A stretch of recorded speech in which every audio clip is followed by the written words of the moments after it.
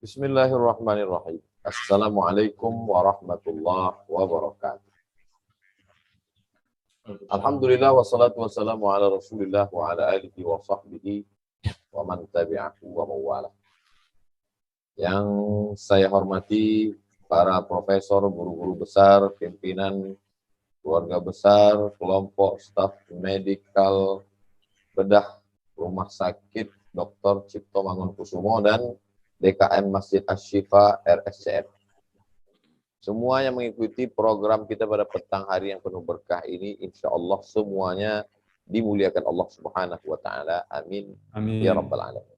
Tema kita adalah Ramadan menjadi inspirasi berbuat lebih baik. Poin yang pertama yang ingin saya sampaikan, banyak orang ingin berbuat baik, tapi bingung momennya kapan. Jadi memang fitrah manusia ini, di dalam dirinya, lubuk hatinya yang paling kecil, itu baik.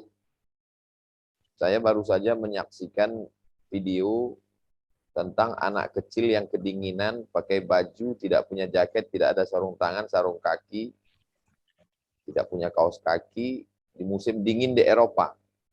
Mungkin sebagiannya tidak bertuhan, ateis, atau agnostik, atau sekuler, liberal. Tapi orang-orang yang lalu lalang, ada yang membukakan sarung tangannya, ada yang membuka jaketnya, ada yang membuka topinya. Jadi memang kalau sudah berbicara tentang kemanusiaan, menembus ruang-ruang agama, menembus ruang-ruang sekat-sekat suku, warna kulit, bangsa, dan lain sebagainya. Nah, saya ingin bercerita tentang ajaran.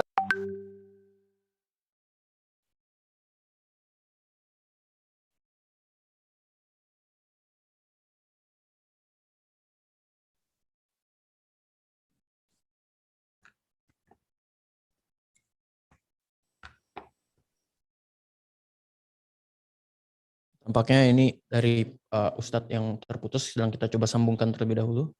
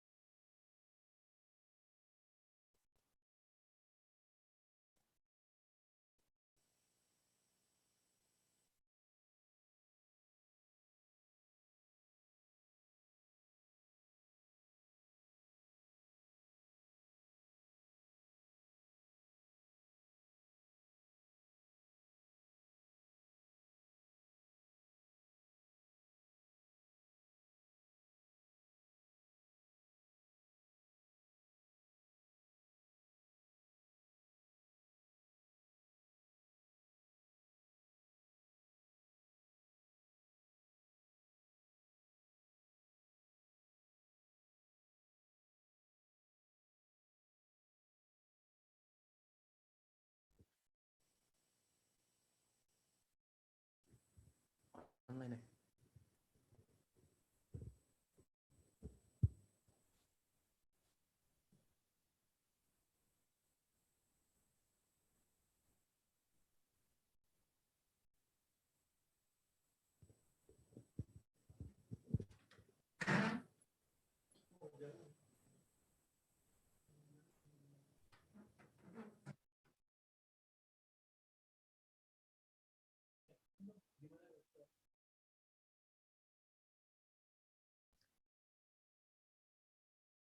Sembari menunggu Ustadz tersambung kembali, saya persilakan pada yang hadir di Zoom untuk mengisi link absensinya.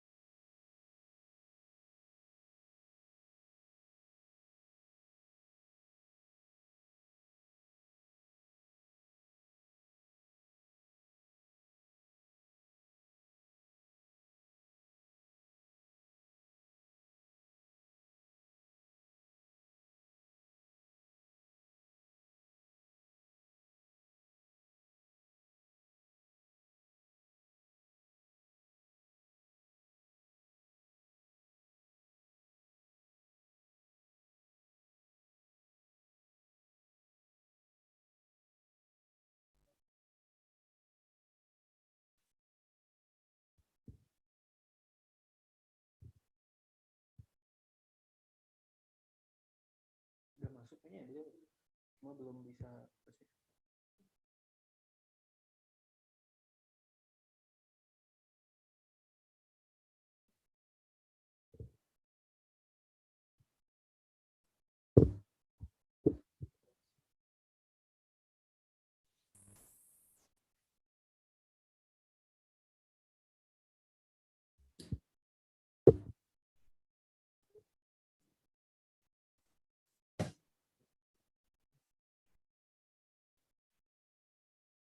Bismillahirrahmanirrahim. Ma min mauludin illa yuladu 'alal fitrah. Setiap anak yang lahir itu dalam keadaan fitrah.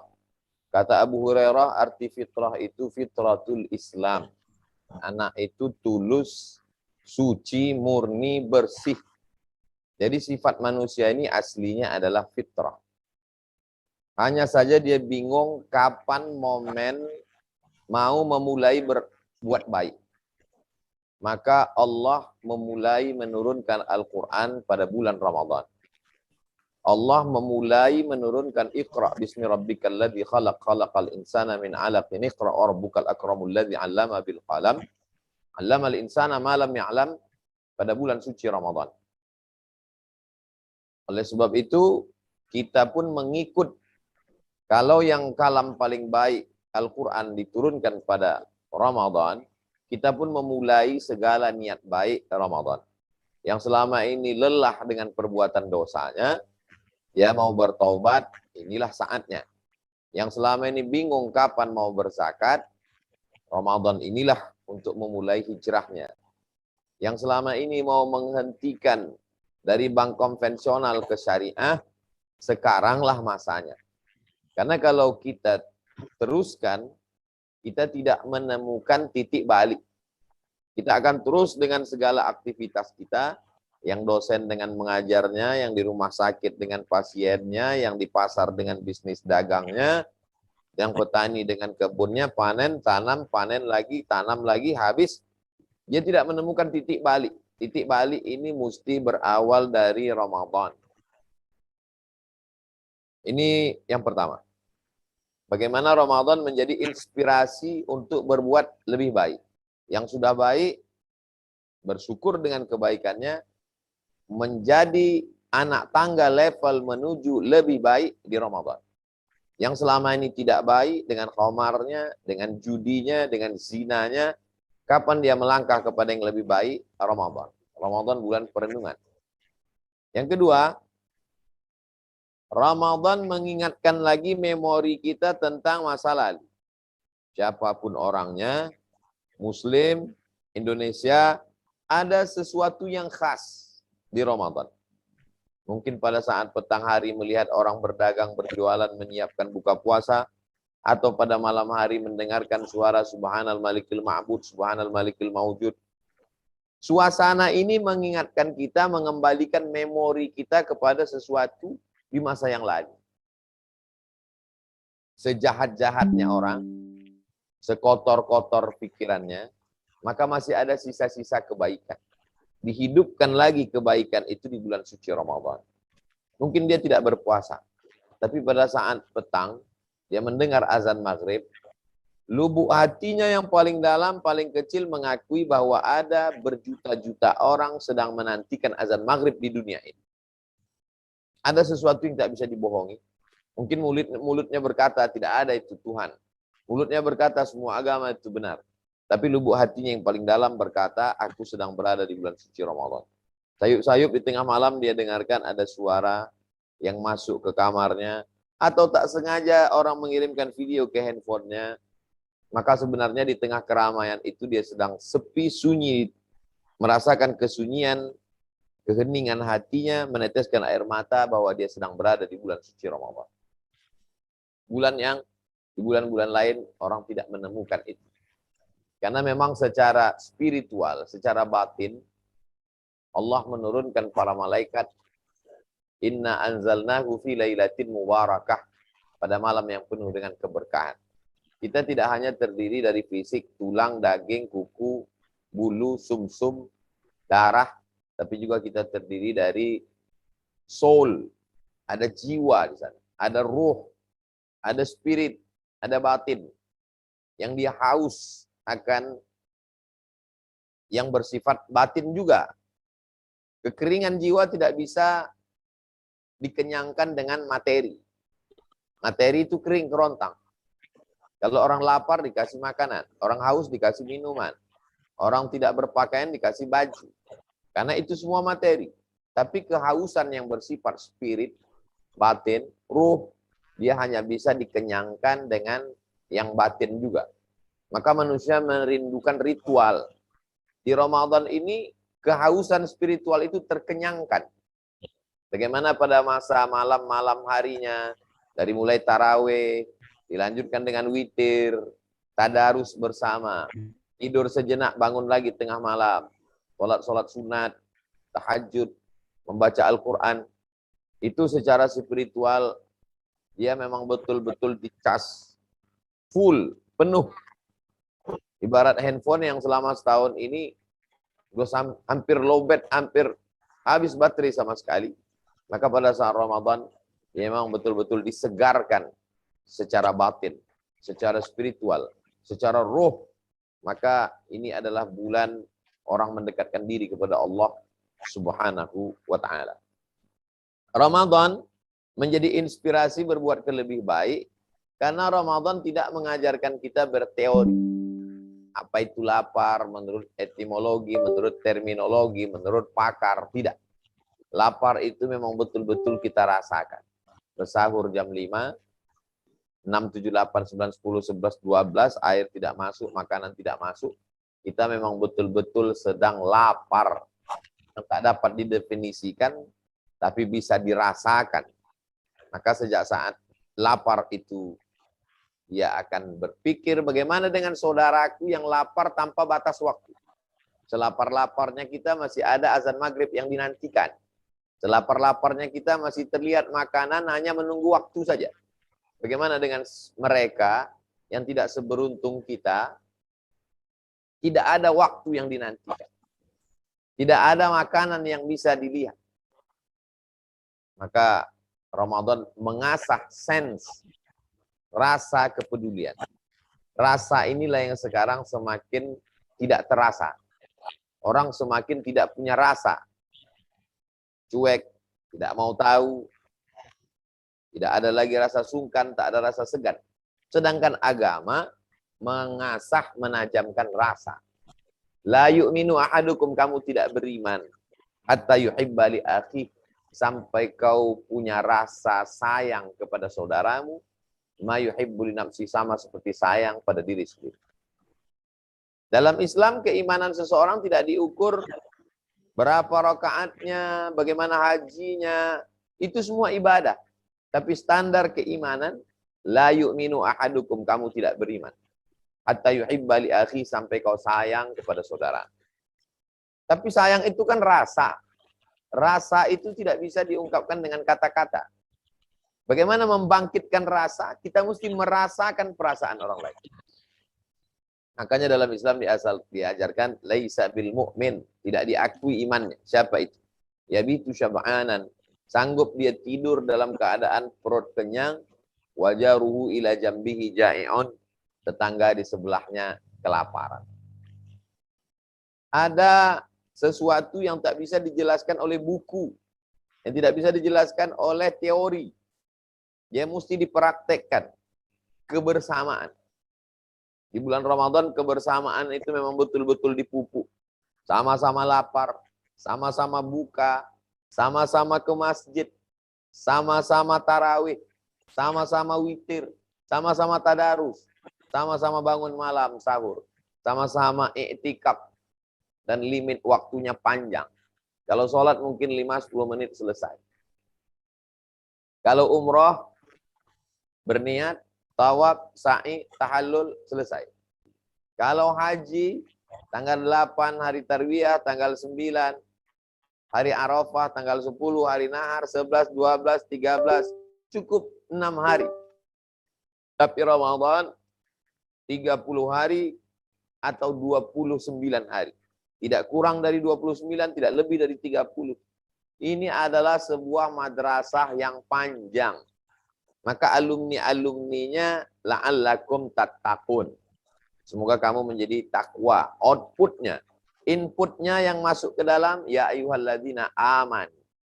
Masuknya dari pintu amanu, keluarnya akan jadi tattaqun. Proses dari amanu menjadi tattaqun, ada suatu ibadah namanya syam. Ya ayyuhalladzina amanu, kutiba alaikumus syam. Maka pada saat orang berpuasa, dia memang betul-betul dibentuk dari mulai kedipan mata, bisikan telinga, langkah kaki, hayunan tangan, tidak ada satupun yang bernilai dosa. Dan tidak ada yang sia-sia. Karena tidurnya, istirahatnya, bernilai ibadah, karena itu persiapan untuk tahajud nanti malam. Allah Subhanahu wa ta'ala maha tahu. Maka kalau ada orang memaknai puasa hanya sekedar alih jam makan, betapa kerdilnya ibadah ini. Makan pagi dipercepat jadi jam 4, jam 5. Makan malam jadi jam 6.30, jam 6. Makan siang didelet. Orang diet jauh lebih mampu daripada kita. Ibadah puasa adalah ibadah yang merupakan pelatihan membentuk pribadi seorang muslim dari berteori menjadi berpraktek. Dari orang yang hanya menyatakan asyhadu alla ilaha illallah, merasakan kehadiran Allah. Dalam kamar mandi, toiletnya dikunci, toiletnya di dalam kamar, kamarnya dikunci, kamarnya di dalam rumah, rumahnya pun dikunci. Rumahnya dalam komplek, kompleknya dikunci. Dia betul-betul dalam kesendirian. Tapi saat itu dia sedang merasakan muraqabatullah, diawasi, diperhatikan, dilihat kedekatan Allah Subhanahu wa ta'ala. Jadi Ramadan ini memang betul-betul kita nikmati setiap menitnya, setiap detiknya. Setiap hembusan nafas di Ramadan memang betul-betul bernilai, dari ibadah yang bersifat individu sampai kepada ibadah yang bersifat grup, berjamaah, itu semua terangkum, terkumpul semua di dalam Ramadan. Rukun-rukun iman itu terangkum di Ramadan. Kalau rukun iman kepada Allah dirasakan saat Ramadan. Kepada malaikat, merasakan pengawasan malaikat. Kepada kitab, memang kita membuka terus Al-Quran. Kepada Rasul, kita melaksanakan sunnah Nabi Muhammad SAW. Kepada hari kiamat, kita merasakan kebersamaan nanti akan bangkit di padang mahsyar. Takdir baik dan takdir buruk. Menjaga diri, tiba-tiba ada orang yang caci maki, sumpah serapah, salah parkir, klakson yang tidak berhenti. Datang orang ngajak kelahi, ngajak berantem. Dia memang betul-betul meyakini ini takdir jelek, takdir buruk, dan dia berkata, insyatamahu ahadun, kalau ada orang yang caci maki, sumpah serapah, ngajak kelahi, dia akan berkata, ini so'im, aku sedang puasa, aku sedang puasa. Rukun Islam juga di bulan Ramadan ini semakin diperkuat. Syahadat, setiap hari semakin banyak kita bersyahadat. Asyhadu an la ilaha illallah wa asyhadu anna Muhammadar Rasulullah. Karena salat-salat sunat yang terus diulangi. Lalu kemudian salat, banyak sekali salat di bulan Ramadan yang tidak ada di bulan-bulan lain, kita laksanakan di tengah malam. Lalu kemudian zakat, ada satu zakat yang tidak ada di bulan lain, zakat fitrah.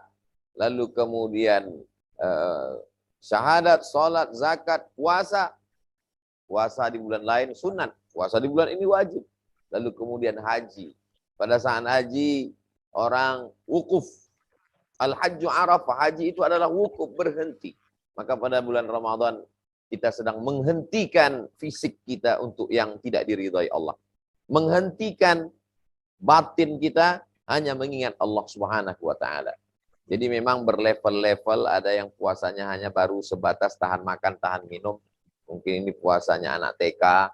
Ada yang di atas itu menahan mata, menahan telinga, menahan, ini puasa orang yang seimbang antara kecerdasan emosional dengan kecerdasan intelektual. Tapi ada yang lebih tinggi daripada itu adalah puasanya orang-orang wali-wali Allah, para alim ulama yang dekat dengan Allah. Mereka tidak lagi mengingat yang lain kecuali hanya Allah. Dalam ungkapan yang singkat, ma fi qalbi ghairullah. Tidak lagi ada yang teringat, tersimpan, terselip di dalam hati melainkan Allah.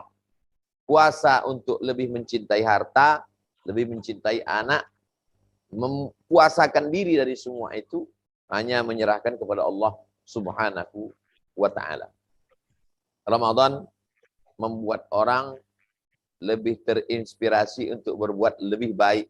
Ramadan bukan bulan bermalas-malasan, karena dalam sejarah dari sejak zaman Nabi SAW, perang Badar pada 17 Ramadan hari Jumat. Pembebasan kota Makkah tahun ke-8 bulan suci Ramadan. Lalu kemudian ketika umat Islam sampai ke Eropa, masuknya pasukan umat Islam ke Andalusia pada bulan suci Ramadan. Ketika Israel menyerang Mesir, maka pasukan Mesir berhasil mengusir tentara Israel. Sehingga terhalau dari Ismailiyah dan Rafah, itu juga terjadi pada bulan suci Ramadan.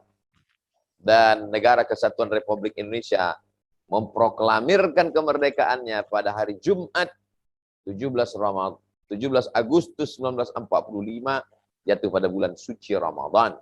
Mereka yang berteriak jihad, mereka yang berteriak Allahu Akbar, itu teriakannya dikuatkan oleh hari terbaik, hari Jumat, di bulan yang terbaik, bulan suci Ramadan. Ketemu dua sayyid pemimpin. Sayyidul Ayyam, pemimpin hari-hari Jumat. Sayyidus Syuhur, pemimpin bulan Ramadan. Pertemuan itu yang menguatkan spirit umat Islam sehingga kita merdeka. Berani founding father Bung Karno dan Bung Hatta dengan semangat Ramadan. Semoga Ramadan ini menjadi bulan inspirasi bagi pencari kebenaran. Orang yang sudah berada di dalam kebenaran untuk meningkatkan kebaikan-kebaikan. Bil khusus lagi saudara-saudara saya, kelompok staf medik bedah di rumah sakit dengan segala ujian yang dihadapi, yang tidak dihadapi orang di luar rumah sakit. Menghadapi orang sakit, operasi, menghadapi berbagai macam kesulitan. Man yassara an mu'sirin, yassarallahu anhu yaumal qiyamah. Siapa yang mampu memudahkan urusan orang lain, maka Allah akan mudahkan urusannya pada hari kiamat. Tidak ada orang yang paling banyak menghadapi kesulitan selain orang di rumah sakit. Maka beruntunglah saudara-saudaraku yang dipilih Allah Subhanahu wa taala. Tidak ada yang kebetulan. Takdir berkutat di dunia medis ini adalah pilihan Allah. Ada orang yang dipilih Allah untuk menjadi pengajar agama Islam. Ada orang yang dipilih Allah menurut ilmu Allah, engkau yang layak. Maka muliakan pilihan Allah itu. Sebagaimana seorang raja memilih salah satu rakyatnya, si rakyat berkata, aku berterima kasih bukan karena profesinya, tapi aku berterima kasih karena siapa yang memilihkannya untukku. Maka kita akan menghormati sesuatu bukan pada fisiknya, tapi pada unsur lain, yaitu kemuliaan yang memilihkan dia untuk kita, baik itu pasangan hidup manusia ataupun pekerjaan. Sehingga kalau kita jalani dengan perasaan bangga, perasaan cinta, maka dia tidak menjadi lelah. Semua lelah berubah karena lillah. Semua kesulitan berubah karena cinta. Maka ketika Allah Subhanahu wa taala sudah mencintai seorang hamba, dia berikan suatu profesi yang bisa menolong orang lain, maka sesungguhnya kita menjadi orang yang bersyukur ketika kita mampu nafas kita hiasi dengan tasbih, tahmid. Langkah kaki kita bernilai ibadah, tahmid, takbir, tasbih. Mudah-mudahan bulan Ramadan ini benar-benar menjadi bulan inspirasi untuk berbuat yang lebih baik. Saya kira itu sebagai pengantar dialog kita pada petang yang penuh berkah ini. Selanjutnya saya kembalikan ke moderator. Terima kasih. Wassalamualaikum warahmatullahi wabarakatuh.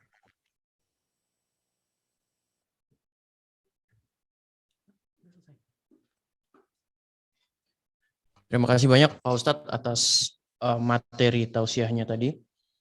Baiklah, sekarang saya akan sampaikan beberapa pertanyaan yang sudah masuk di kolom chat di Zoom. Saya infokan lagi untuk para hadirin yang telah hadir di Ashifa dan menyaksikan untuk dapat memberikan pertanyaannya juga melalui kolom chat yang ada di Zoom. Nanti kita akan bacakan satu persatu dan insya Allah kita akan mendapat jawaban dari Ustadz. Baiklah, saya bacakan dulu pertanyaan yang pertama ini dari Dr. Diani. Pertanyaan yang pertama, menurut Pak Ustadz, dokter yang bagaimanakah yang bertindak atau berbuat baik sesuai syariat Islam terkait dengan profesinya? Mungkin menurut dokter itu dia sudah berbuat baik, tapi dilihat yang lain perbuatan dokter tersebut tidak benar. Dan yang kedua, bagaimana jika seorang muslim masih bolong-bolong sholatnya, tapi hubungan antar manusianya baik, misalkan sodakohnya sering, terus suka membantu tetangga ataupun lingkungan di sekitarnya. Bagaimana hukumnya Pak Ustadz? Baik, terima kasih. Waalaikumsalam warahmatullahi wabarakatuh. Menurut satu orang baik, menurut orang lain tidak baik. Kenapa? Karena standar kebaikannya standar manusia. Kalau standar kebaikannya adalah karena suka, like and dislike. Kalau lagi suka, semua baik. Kalau sedang tidak suka, semua tak baik. Kalau standar kebaikannya adalah orang banyak, maka siapa yang paling banyak followernya, viewernya berarti baik. Kalau tidak ada berarti tidak baik. Kalau standar kebaikan itu dilakukan oleh tokoh, dilakukan oleh orang penting, berarti semua yang dia lakukan baik. Kalau dilakukan oleh rakyat jelata tidak baik. Maka ketika Islam datang, standar kebaikan adalah wahyu. Wa in tuti aksara man fil ardi yudilluka an sabilillah. Kalau kau ikut suara kebanyakan orang, mereka menyesatkanmu dari jalan Allah. Jadi wahai para bapak ibu dokter, kalau benar menurut ajaran Islam, teruskanlah, lakukanlah. Seluruh dunia mencela mencacimu, la yakhafuna fillah laumata laim. Orang yang berjihad di jalan Allah, dia tidak takut caci maki, sumpah serapah, laim, cela orang banyak. Bahasa simpelnya, anjing menggonggong, kafilah berlari. Selama itu benar menurut Allah, benar menurut Rasulullah, laksanakanlah.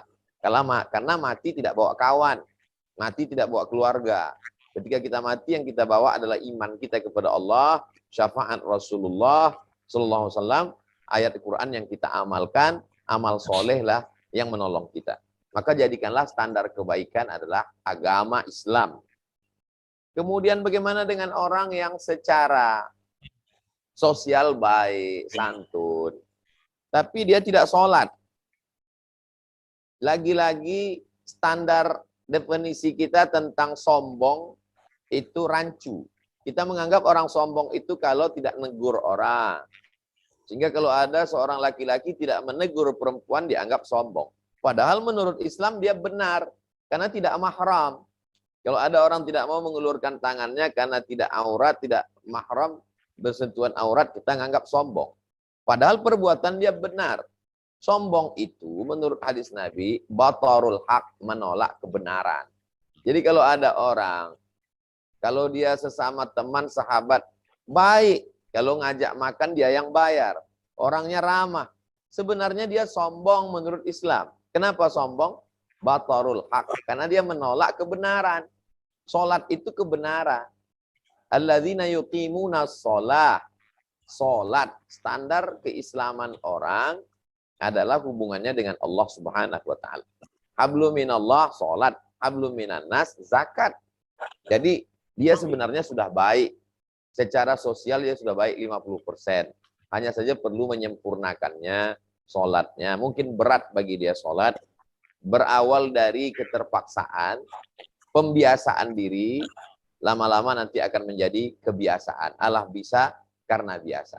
Jadi secara umum orang yang sudah hidup sosial baik itu baik. Santun, dermawan itu baik. Tinggal lagi menyempurnakan kebaikannya dengan sholat. Sebaliknya orang yang sudah sholat juga, kalau dia bakhil, pelit, dia juga belum baik. Secara akidah, secara ibadah dia sudah baik, khusus untuk sholat. Tapi belum sempurna. Kita sebenarnya semua menuju kesempurnaan.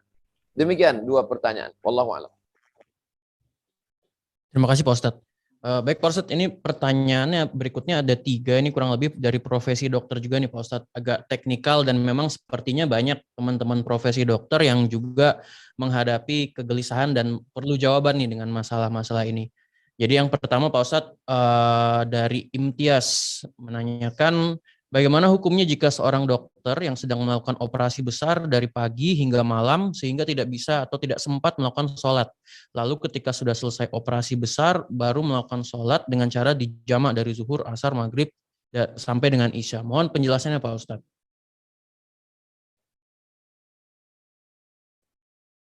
Sholat dilaksanakan inna sholata kanat 'alal mu'minina kitaban mauquta, sudah ada waktunya. Tidak boleh digeser-geser. Tapi ada sesuatu yang khusus, yaitu musafir jarak 89 km. Terserah, ada yang berpendapat 82 sekian. Saya pakai yang 89 km. Referensinya Al-Fiqhul Islami wa Adillatuh karya Syekh Wahbah Az-Zuhaili, 89 km. Maka dia boleh dijamak, takhir, zuhur ditarik ke asar, qasar 2 rakaat 2 rakaat. Atau jamak takdim, asar ditarik ke zuhur 2 rakaat 2 rakaat. Atau maghrib ditarik ke isya 3 rakaat 2 rakaat. Atau isya ditarik ke maghrib 2 rakaat 3 rakaat. Adapun orang yang melaksanakan jamak saja tanpa qasar, tidak musafir. Tapi keperluannya amat sangat urgen, sangat penting, tidak bisa ditunda. Maka ini salah satunya adalah Bapak Ibu dokter yang sedang operasi. Kalau ditinggalkan, efeknya kematian. La tulqu bi aydikum ila tahlukah. Tidak boleh membiarkan orang lain mati karena pendarahan, karena satu lain hal, karena yang bersifat teknis. Maka kalau dia masuk jam 11, waktu zuhur belum masuk, keluarnya nanti jam 5, maka dia jamak takhir, tapi tidak pakai qasar. Zuhurnya tetap 4, asarnya tetap 4. Atau dia masuknya jam 6, azan maghrib belum berkumandang, keluarnya nanti jam 10 malam, maka dia jamak takhir, maghrib tetap 3, isyaknya tetap 3. Tapi pertanyaan yang tadi itu, operasinya lama sekali. Dari mulai jam 9 pagi sampai jam 3 sore, zuhur sudah habis, sampai jam 8 malam, berarti maghribnya juga sudah habis. Maka kalau dia berhenti jam 8 malam, dia sholat maghrib, isya, jamak takhir. Maghribnya tetap 3, isyaknya tetap 4. Maghribnya ditarik ke isya. Setelah selesai maghribnya 3 rakaat, isyaknya 3 rakaat, zuhur dan asarnya diqadha. Zuhurnya 4 rakaat qadha, asarnya 4 rakaat qadha. Pernahkah dilakukan Nabi? Pernah. Pada saat perang Khandaq. Disebut dengan perang Parit atau disebut juga dengan perang Ahzab. Perang Ahzab, perang berafiliasinya beberapa kelompok kafir musyrik bersama Yahudi menyerang Nabi Muhammad SAW. Demikian. Wallahu a'lam bishawab. Wah, terima kasih sekali nih jawabannya Pak Ustadz nih. Karena mungkin memang banyak sekali buat teman-teman dokter yang melakukan operasi panjang akan menghadapi masalah seperti itu. Jadi bisa seperti yang Pak Ustadz jelaskan tadi ya Pak Ustadz, tata laksana sholatnya ya. Insya Allah. Kemudian, insya Allah. Kemudian pertanyaan berikutnya tidak jauh berbeda nih dengan tugas medis menghadapi tindakan operasi atau tindakan lain yang butuh waktu lama. Tadi sholat yang terlewati. Tapi pertanyaan berbeda nih Pak Ustadz. Pertanyaannya adalah, apakah puasa yang sedang dijalankan pada saat itu batal atau bisa digantikan di waktu sholat berikutnya? Ini pertanyaannya juga agak, ini nih, mungkin bisa ada masukan Pak Ustadz. Seorang dokter yang sedang berpuasa, melakukan tindakan operasi 1 hari penuh, apakah batal puasanya? Puasa itu batal kalau melakukan yang membatalkan puasa. Di antaranya, idkhalu syai' fil jauf, masuk sesuatu ke rongga. Masuk ke rongga mulut sampai ke tenggorokan, batal puasanya. Atau maaf, melakukan hubungan seksual, batal puasa. Dia tidak melakukan sesuatu yang membatalkan puasa, maka puasanya tidak batal. Lalu kemudian tentang sholatnya tadi, sholat maghrib dengan isya kalau berakhirnya malam dia qadha, dia jamak takhir, zuhur asarnya dia qadha. Maka puasanya tetap. Kalau dia merasa ini amat sangat berat, dia tidak mampu berpuasa karena beratnya pekerjaan ini, maka dia ganti di hari yang lain. Wa 'alal ladzina yutiqunahu, bagi yang tidak mampu melaksanakan puasa karena musafir, karena perjalanan panjang, karena tua renta, karena sakit akut yang tak tertahankan. Dan salah satunya lagi adalah ini yang keempat, pekerjaan yang amat sangat berat. Kalau memang operasi itu walaupun secara fisik kelihatannya tenaga, tapi saya tidak memahami bagaimana sebenarnya bagi dokter di dalam ruang operasi, tindakan operasi itu. Kalau dia tidak sanggup sama sekali dan ini menyelamatkan nyawa orang, maka nanti fa'iddatum min ayyamin ukhar, dia ganti di hari yang lain, yaitu setelah keluar Ramadan. Demikian. Wallahu a'lam bishawab. Alhamdulillah. Jadi intinya ini ya Ustaz ya, niatnya kita itu pada saat nanti membatalkan itu emang murni karena kita ingin menolong pasien gitu ya Pak Ustaz ya. Betul. Baik Pak Ustaz, saya lanjut lagi ke pertanyaan-pertanyaan berikutnya. Pertanyaannya juga banyak yang teknikal nih Pak Ustaz ya, untuk keseharian dalam menjalani ibadah sehari-hari. Ini ada pertanyaan dari Radityo Bismo Prabowo. Assalamualaikum Ustaz, izin bertanya. Bolehkah tidur lagi setelah sahur dan setelah sholat subuh? Terima kasih Ustadz, mohon pencerahannya. Waalaikumsalam warahmatullahi wabarakatuh. Tidur setelah sahur hukumnya mubah. Kalau ada larangannya haram.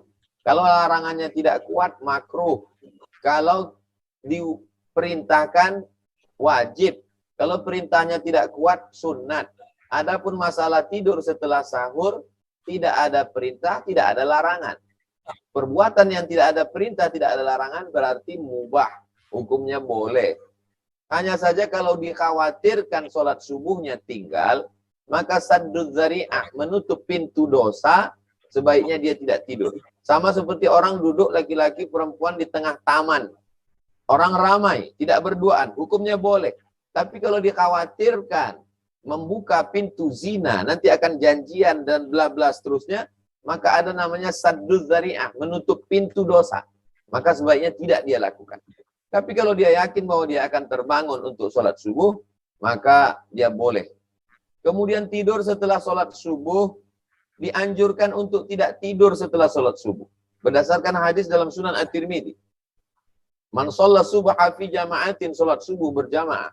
Summa qa'ada yazkurullah, setelah itu duduk berzikir mengingat Allah. Hatta tatlu asyam, sampai terbit matahari.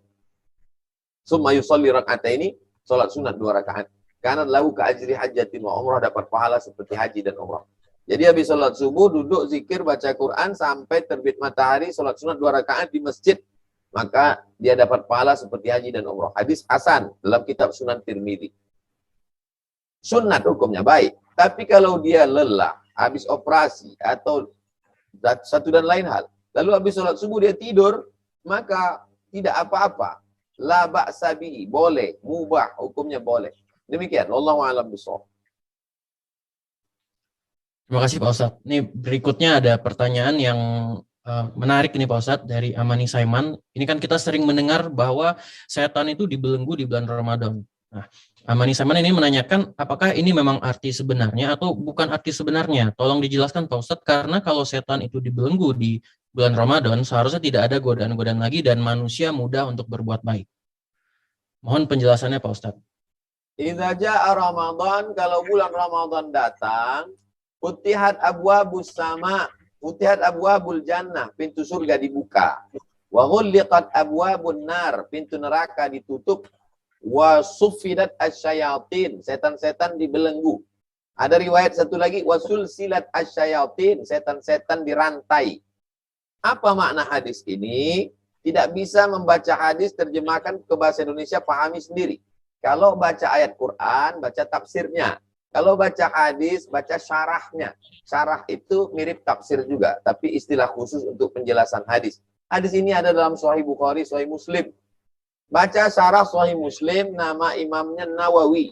Imam An-Nawawi wafat tahun 676, nama kitabnya Al-Minhaj, Syarah Sahih Muslim Ibnul Hajjaj. Kata Imam An-Nawawi, makna langit terbuka, pintu surga terbuka, artinya pintu rahmat dibukakan, kabar gembira. Sama seperti seorang pejabat mengatakan, rumah saya terbuka untuk kamu 24 jam. Rumah itu tetap tertutup jam 10 malam. Lalu makna rumah saya terbuka untuk kamu artinya saya senang dengan kamu. Jadi substansi maknanya, bukan pada makna tekstual.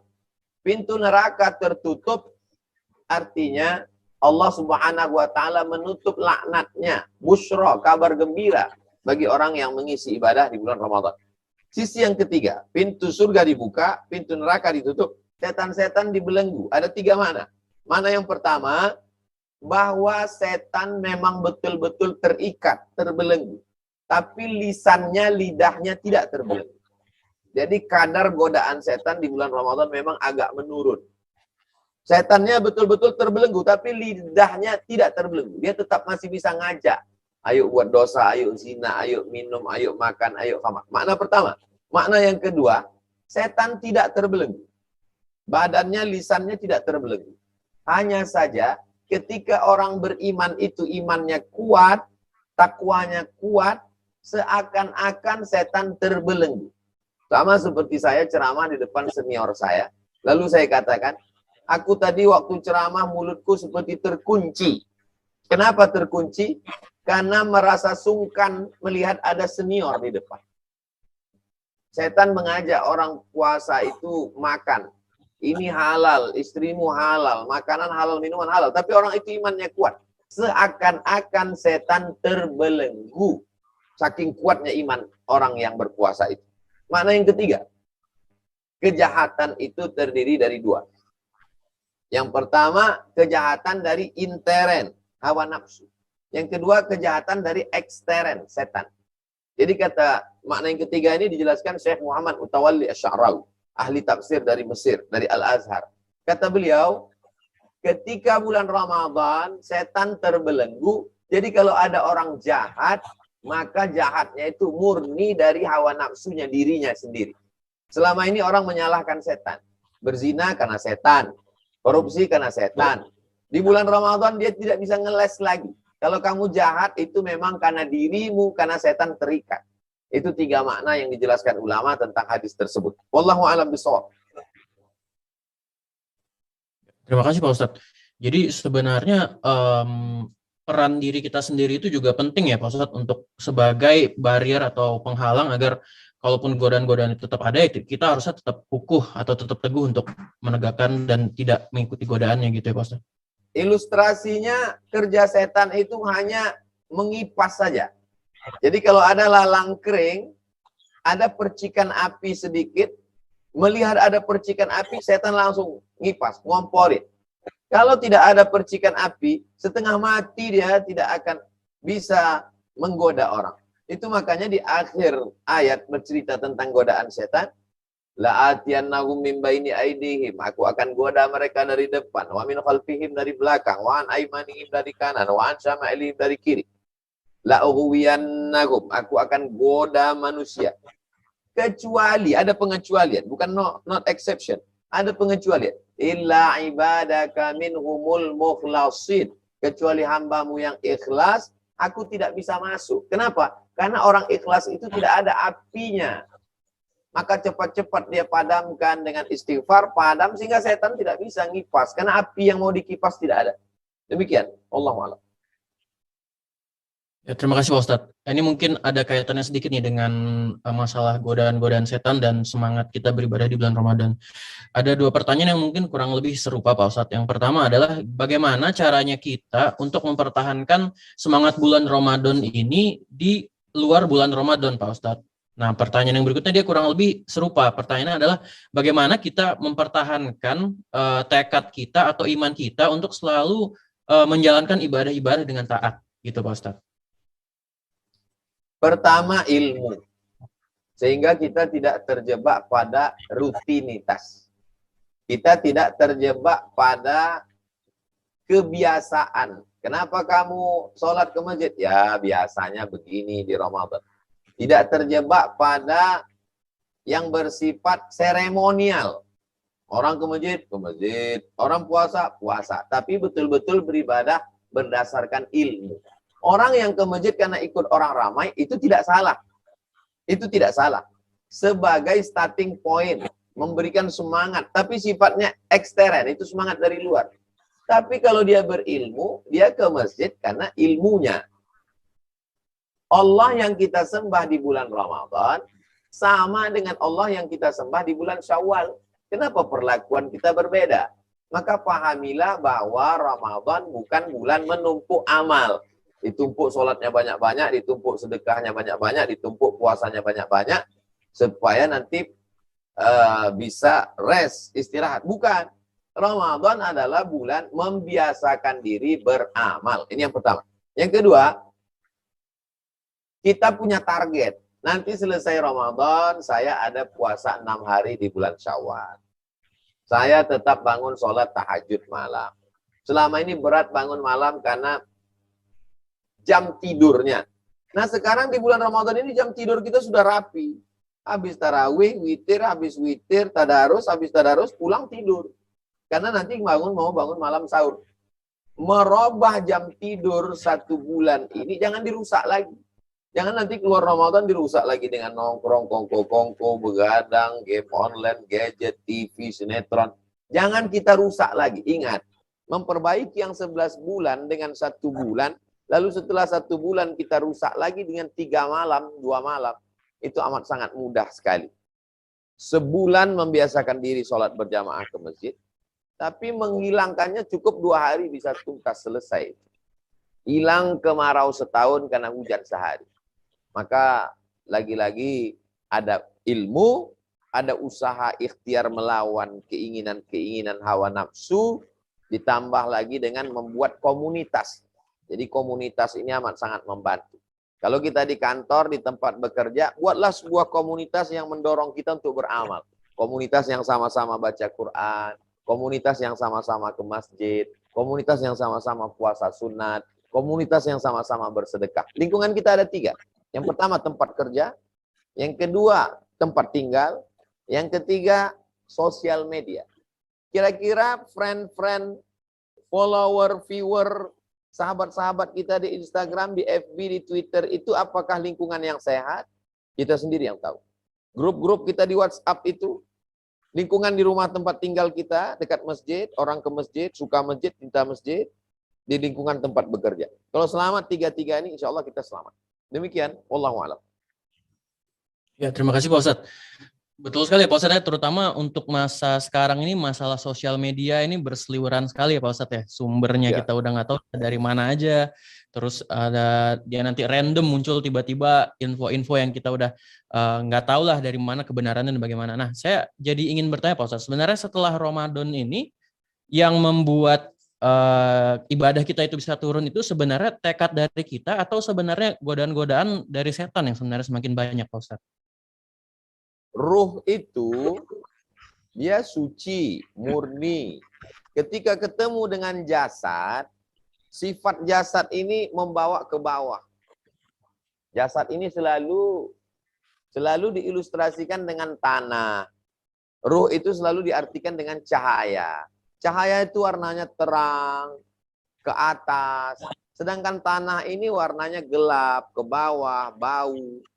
Jadi ruh ketika ketemu dengan jasad, muncul ngantuk, muncul malas, muncul molor, muncul tidur, muncul nakal, muncul selalu ada ketertarikan. Lalu kemudian datang agama. Agama menjelaskan kalau kamu lawan hawa nafsu, fa amma man khafa maqama rabbih, kalau kau takut kepada Allah, wa nahan nafsa 'anil hawa, kau lawan keinginan-keinginan diri. Inginnya tidur, lawan. Bangun tahajud. Inginnya tidur, lawan. Wudu, mandi, sholat. Inginnya ngamuk-ngamuk, marah-marah, lawan dengan beristighfar. Inginnya buat maksiat, inginnya makan banyak, lawan. Ini hakikat hawa nafsu. Jadi pergulatan kita dengan hawa nafsu ini kalau kita menang, maka disebut raja'na minal jihadil asghar, kita pulang dari jihad yang besar. Perang berdarah-darah itu jihad. Tapi ada jihad lagi yang lebih besar, ilal jihadil akbar. Jihad akbar yaitu melawan hawa nafsu. Jadi bukan berarti setelah Ramadan itu kita menang, selesai. Makanya doanya minal aidin, semoga kita termasuk orang yang kembali kepada fitrah, suci, bersih, tulus, murni, wal faizin, orang yang menang. Menang melawan hawa nafsu bukan di Ramadan. Ini pelatihannya. Di luar Ramadan nafsu akan terus ada. Sampai kapan kita berhenti melawan hawa nafsu ini?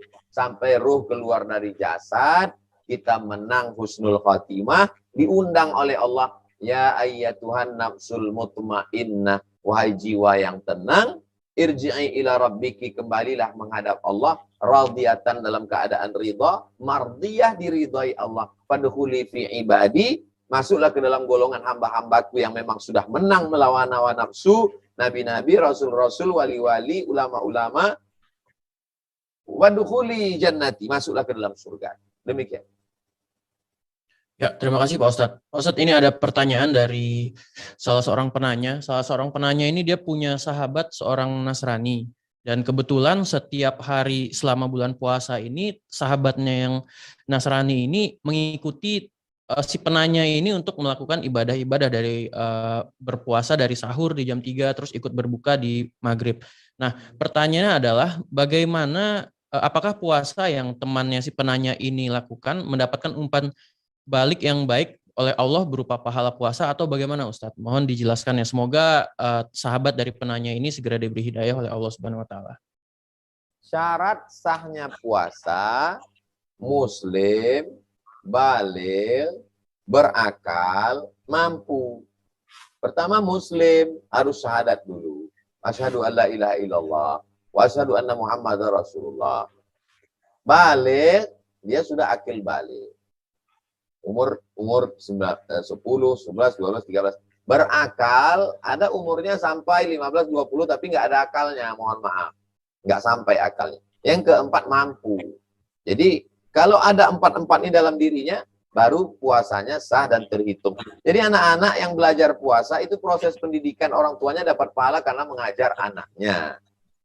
Orang gila, orang tidur, orang yang tidak ada akal, pikun, maka tidak wajib puasa. Nah, orang yang tidak beriman, tidak muslim, kalau dia puasa, mungkin dia sudah mulai belajar Islam, cuman belum bersyahadat. Atau sudah bersyahadat tapi malu karena ada satu ketakutan dan lain sebagainya. Tapi sebaiknya kalau mau bersyahadat, syahadatnya mesti disaksikan orang banyak supaya nanti jenazahnya tidak berkelahi antara kita. Sudah banyak terjadi konflik, kita mau jenazahnya kita bawa ke pemakaman kita. Karena orang yang sudah bersyahadat, ada 4 fardu kifayah. Memandikannya, mengkafankannya, menguburkannya, menyolatkannya, menguburkannya di pemakaman kaum muslimin. Jadi kita doakan, kita bimbing saudara kita yang sudah tertarik mau masuk Islam, mungkin dia mau coba-coba puasa. Tapi kalau dia puasa, tidak bersyahadat, dia dapat sehatnya, dia dapat. Sumu tasihu, kalau kamu puasa kamu sehat. Sehatnya dia dapat. Tapi belum tercatat sebagai ibadah. Karena syarat beribadah mesti percaya kepada Allah dan percaya kepada Nabi Muhammad SAW, diungkapkan dengan asyhadu alla ilaha illallah asyhadu anna Muhammadar Rasulullah. Demikian. Ya, terima kasih Pak Ustadz jawabannya. Ada pertanyaan berikutnya nih Pak Ustadz dari Nur Asriani. Ustadz, bagaimana jika membenci orang tua karena orang tua ini memaksa mengambil riba? Bagaimana sikap kita sebagai anak Pak Ustadz? Wa in jahadaka ala an tusyrika bi ma laysa laka bihi ilmun. Kalau orang tuamu memaksamu untuk berbuat dosa, dalam ayat ini mensyirikkan aku, ini dosa tertinggi sebagai contoh, dosa-dosa yang lain juga. Orang tua maksa untuk pacaran, orang tua maksa untuk riba, orang tua maksa untuk macam-macam dosa. Fala tuti'huma, jangan patuh. Tidak boleh mematuhi, mentaati pada orang tua yang memaksa buat dosa. Tapi ayatnya belum titik, masih koma. Coba lanjutkan ayatnya. Wa sahibhuma fid dunya ma'rufa, tetaplah bergaul, berbakti dengan baik. Ayat ini tidak ada kontradiktif. Jangan ikuti, tapi tetap bergaul dengan baik. Kamu mesti pacaran, jangan ikuti, tapi tetap berbakti dengan baik. Kamu mesti makan riba, jangan ikuti. Kamu mesti ikut ibadah ke tempat ibadah saya, kalau kebetulan dia mu'alaf masuk Islam. Jangan ikuti, tapi jangan putus. Terus gimana? Ya pandai-pandailah. Pandai-pandai berinteraksi sosial dengan orang tua, jangan lawan orang tua. Demikian. Ya, berarti tetap kita harus menghormati dan menjaga hubungan baik dengan orang tua kita ya Pak Ustadz ya. Wa sahibhuma fid dunya ma'rufa, tetaplah bergaul dengan baik. Ma'rufa di ayat itu diambil dari kata urf. Urf artinya kebiasaan. Kalau biasanya belikan baju, kasih makanan, cium tangan, cipika-cipiki, tetap jangan berubah. Ya, terima kasih Pak Ustadz. Baik Pak Ustadz, ada pertanyaan berikutnya. Kalau tadi kita sudah membicarakan apa-apa saja, kondisi apa-apa saja yang bisa membolehkan orang untuk tidak berpuasa gitu kondisinya. Nah, pertanyaannya sekarang adalah untuk menggantinya itu bagaimana Pak Ustadz? Apakah dalam bentuk fidyah atau ganti di hari lain? Nah, ini dalam kasus ini Dr. Dedi bertanya, bila pada pasien yang dengan sakit gagal ginjal yang harus menjalani cuci darah dan tidak diperbolehkan berpuasa oleh dokternya, bagaimana kewajiban untuk menggantikannya dan bagaimana Pak Ustadz menggantikannya? Wa 'alal ladzina yutiqunahu, bagi siapa yang tidak sanggup puasa. Ada orang yang tidak sanggup puasa di bulan Ramadan karena musafir, karena sakit, Pak, karena tadi dokter yang amat sangat urgen tadi, fa'iddatum min ayyamin ukhar, ganti di hari yang lain. Jadi digantinya di bulan Syawal, Zulqa'dah, Zulhijjah, Muharram, Safar, Rabiul Awwal, Rabiul Akhir, Jumadil Awwal, Jumadil Akhir, Rajab. Ada 11 bulan ke depan untuk mengganti. Ini kelompok yang pertama. Kelompok yang kedua, wa 'alal ladzina yutiqunahu, bagi yang tidak sanggup puasa karena usia tua renta dan sakit yang tidak mungkin sembuh. Orang tua renta itu nggak mungkin muda. Tua renta di Ramadan, makin tua di luar Ramadan. Demikian juga yang sakit akut, mah akut, ginjal akut, darah tinggi akut, yang tidak mungkin sembuh di Ramadan, di luar Ramadan makin parah, maka mereka tidak disuruh mengganti, tapi fidyatun ta'amu miskin, membayar fidyah kepada fakir miskin. 1 hari yang ditinggalkan bayar 1 mud. 1 mud itu batas minimalnya 7 ons setengah. Tapi saya menganjurkan jangan batas minimal, pakai porsi. 1 hari makan fakir miskin. Makan pagi 15.000, makan siang 20.000, makan malam 20.000, 55.000. Bagi yang mampu. Kira-kira kita sehari makannya berapa? Kita bayarkan aja standar sehari. Demikian. Ya, terima kasih banyak Pak Ustadz atas penjelasannya. Berhubung waktu juga yang membatasi kita Pak Ustadz, sudah jam 2, meskipun masih banyak sekali pertanyaan-pertanyaan di dalam kolom chat ini, tapi tampaknya sudah harus kita sudahi. Pak Ustadz, sebelum selesai sesi kita, Pak Ustadz, saya persilakan Pak Ustadz untuk memimpin doa kepada kita semua agar setidaknya apa yang kita pelajari hari ini bisa kita amalkan di kehidupan kita Pak Ustadz. Astagfirullahaladzim, astagfirullahaladzim, astagfirullahaladzim. Semoga keluarga besar kelompok staf medik bedah Rumah Sakit Dr. Cipto Mangunkusumo dan DKM Masjid Asy-Syifa senantiasa dalam ridha Allah, sehat walafiat lahir dan batin. Ala hazihin niat, untuk niat ini Al-Fatihah. A'udzubillahi minasyaitonirrajim. Bismillahirrahmanirrahim. Alhamdulillahirabbil alamin arrahmanir rahim maliki yaumiddin iyyaka na'budu wa iyyaka nasta'in. Ihdinas siratal mustaqim siratal ladzina an'amta 'alaihim ghairil maghdubi 'alaihim waladdallin. Amin. Allahumma shalli ala sayidina Muhammad wa ala ali sayidina Muhammad. Allahumma ja'alna minal mutahabbina bijalalik. Jadikan kami, saudara-saudara kami di staf medik bedah Rumah Sakit Dr. Cipto Mangunkusumo, orang-orang yang bersaudara karena Engkau ya Allah. Allahumma tahhir qulubana, sucikan hati kami, jiwa kami, ruh kami, badan kami. Rabbana hab lana minas sholihin, jadikan anak kami anak-anak yang soleh dan solihah. Rabbana hab lana min azwajina wa dzurriyyatina qurrata a'yun. Jadikan pasangan hidup anak-anak keturunan kami orang-orang yang sejuk dipandang mata dan menenangkan hati kami. Rabbana hab lana minas sholihin, jadikan anak-anak kami anak-anak yang soleh dan solihah. Allahumma taqabbal minna salatana wa siyamana wa qiyamana wa ruku'ana wa sujudana. Terimalah salat kami, puasa kami, amal ibadah kami, wa tammim taqsirana, sempurnakan segala kekurangan kami. Bapak Ibu dokter, bidan, perawat, keluarga besar, staf medik bedah Rumah Sakit Dr. Cipto Mangunkusumo, qawi imanahum, kuatkan iman mereka, sahih ajsadahum, sehatkan badan, karena mereka adalah orang-orang yang amat sangat diharapkan masyarakat, bantuan pertolongannya. Mudahkan segala urusan mereka, urusan dunia dan akhirat ya Allah. Wa juma'na ma'ahum ma'al habibil mustafa fi jannatikal ula. Setelah kami mati nanti dalam kalimat la ilaha illallah, satukan kami di surga Jannatul Firdaus bersama Nabi Muhammad sallallahu alaihi wasallam. Rabbana atina fid dunya hasanah wa fil akhirati hasanah wa qina adzabannar. Wa sallallahu alaihi wasallam Muhammad wa ala alihi wasallam. Walhamdulillahirabbil alamin. Terima kasih, saya ucapkan selamat menunaikan ibadah puasa Ramadan buat kelompok staf medik bedah Rumah Sakit Dr. Cipto Mangunkusumo dan DKM Masjid Asy-Syifa. Mohon maaf atas segala kesilapan dan kekhilafan. Wassalamualaikum warahmatullahi wabarakatuh. Waalaikumsalam warahmatullahi wabarakatuh. Ya, demikianlah kegiatan